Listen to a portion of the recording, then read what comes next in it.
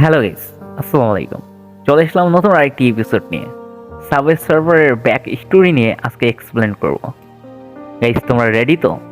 Subway server হলো একটি অবিরাম রানার এক্সাইট গেম, যা SYBO দ্বারা প্রকাশিত।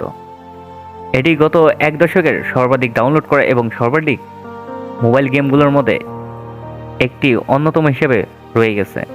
যদিও এটি একটি সাধারণ রানার গেম, এটি এমন কিছু লোক অফার করে যা এটিকে মজাদার খেলা করে গড়ে তোলে। শুধু দৌড়ানোর পরিবর্তে খেলোয়াড়রা বাধা এড়াতে এবং বিরক্তকর এক্সপ্রেক্টর থেকে পালিয়ে যাওয়ার চেষ্টা করার সময় একটি করে স্কেটবোর্ড ব্যবহার করার সুযোগ পাবে। গেমের গ্রাফিক্স একজন সাধারণ অন্তর্হীন রানার থেকে অনেক ভালো, কিন্তু সম্প্রতি এই গেমটির প্রতি যে জিনিসগুলো মানুষকে আকর্ষণ করেছে তার মধ্যে একটি হলো সৃষ্টির পিছনেও অনুমিতভাবে করুণ কাহিনী।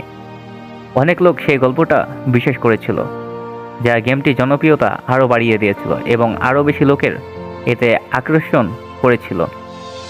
কিন্তু এটি কি সত্যি ছিল নাকি? চলো গাইস, আজকে এটা এক্সপ্লেন করব। সাবওয়ে সার্ভারদের দুঃখজনক গল্প একটি ভাইরাল সোশ্যাল মিডিয়া পোস্টে উল্লেখ করা হয়েছে যে সব সাবওয়ে সার্ভার খেলে ট্রেন ধাক্কা খেয়ে মারা গেছেন। ট্রেনের সাথে স্কেটিং করার সময় এই ঘটনাটি ঘটে, তাই ছেলের স্মৃতিকে সম্মান জানাতে তিনি সাবওয়ে সার্ভার তৈরি করেছিলেন। এটি একটি মর্মান্তিক গল্প ছিল এবং সারা বিশ্বে অনেক লোক তো এটি বিশ্বাস করেছিল। যাই হোক, এই দাবিগুলো ব্যাকআপ করার জন্য কোনো নির্ভরশীলযোগ্য সূত্র পাওয়া যায়নি। এটি গেমের জন্য একটি ভালো জিনিস হয়ে উঠেছে, কারণ এটির ফলে আগ্রহ এবং ডাউনলোডগুলো বেড়েছে।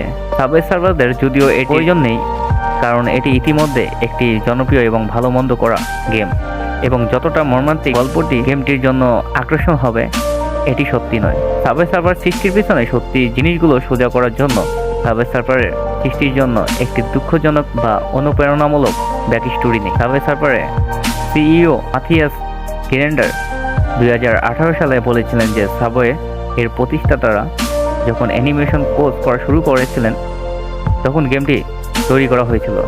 তারা ফ্যাশন, শহরের শিল্প, সঙ্গীত এবং স্কেটবোর্ড দ্বারা অনুপ্রেরিত হয়েছিল, যে কারণে সাবওয়ে সার্ভারের জন্ম হয়েছিল।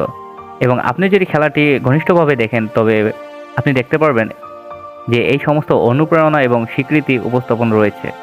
আপনি ট্রেনের গ্রাফিক্সের মাধ্যমে শহরের শিল্প দেখতে পারবেন।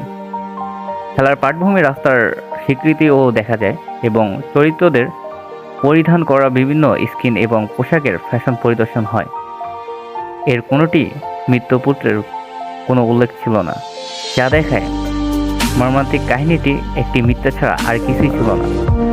গাইস, ভিডিওটি কেমন লাগলো অবশ্যই কমেন্ট করে জানিয়ে দিও। দেখা হচ্ছে তোমাদের সাথে নতুন আরেকটি এপিসোড নিয়ে।